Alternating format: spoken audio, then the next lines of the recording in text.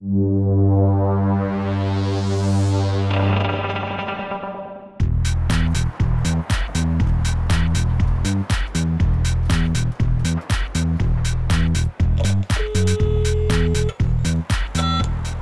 ska du vara. Hej, jag ska in och träffa Myspace. Ja, välkommen upp. Tack. So what are we going to start with?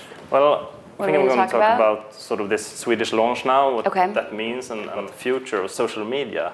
If you have I know, I hear you're quite an expert. We can have a pretty nerdy conversation. Yeah. Why are you launching a Swedish Myspace site? We are launching a Swedish Myspace site because we found that as our audience grows internationally, it makes more sense with our site to have local language versions of it that also depict a more local sensibility.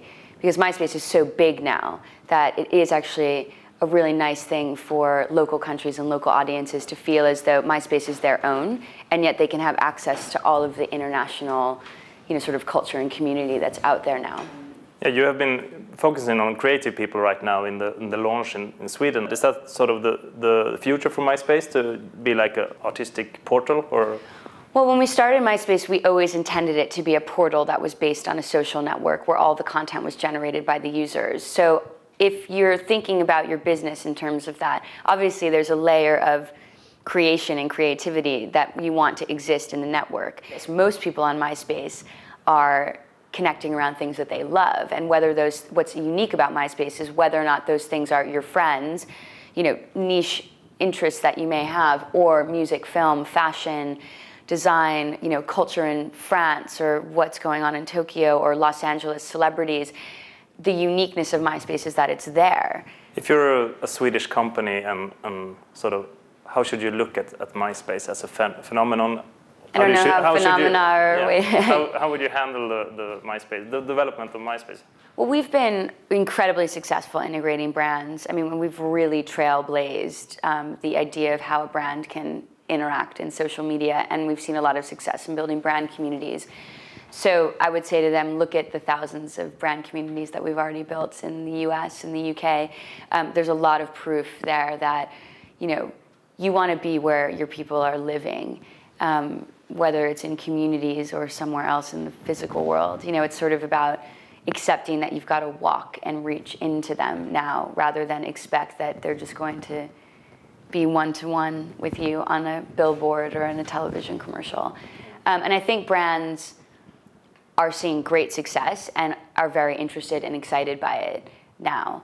And as networking and networked communities become more of a regular, everyday aspect of how people use the internet, there will be more and more brands that come into them.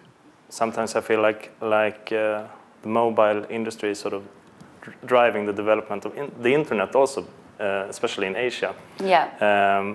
How do you look at that development from MySpace? We see mobile as a very exciting opportunity for us. We've had MySpace Mobile in the US for quite some time now, which is doing very well.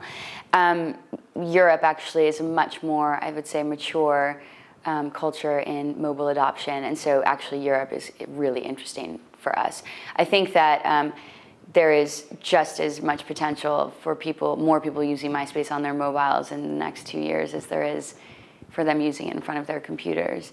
So it's definitely something that is a big sort of focus for us right now.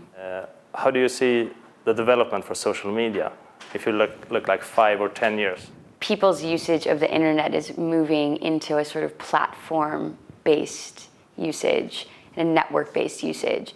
It seems as though the new way to kind of access the internet is going to be in a much more networked way or platformed way. So people will sort of live their life online somewhere and kind of access the internet through that, which isn't much different from a portal model. Yet the difference is that in those networks, everyone's linked together in a different way. And so I find that to be really interesting.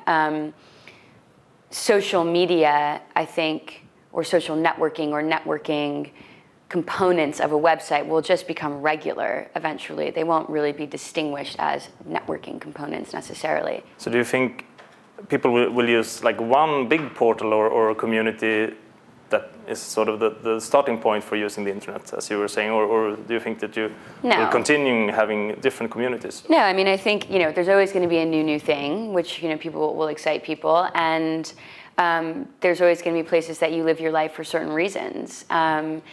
It does become quite cumbersome to kind of maintain a bunch of different networking profiles, but certainly most social networkers actually have more than one. So I think moving forward, it will be interesting to see if someone figures out how to kind of link them all together. This summer, the start of the Facebook frenzy in Sweden, and a lot of people have joined it. And I guess the question is, what differs MySpace from Facebook, and can you coexist? Yeah, I definitely think we can coexist. I think that it's always fun to create a war between two seeming competitors, but certainly I think they're very, they have commonalities, but they are different experiences. And I think those sort of elements that make us different, as we're more local here, will sort of make itself more obvious. Facebook is a great social software technology. MySpace is a very generalist, very broad tool set of networking tools that also has an incredible connection to pop culture, which is different from any other website in the world almost now. So yes, absolutely they can coexist. And I think that as another social network rises and other communities rise, these are mass aggregations of people. We're not talking about 10,000 people. We're talking about hundreds of millions. That's the way forward in the internet. There's going to be more. There's going to be more after MySpace and Facebook also.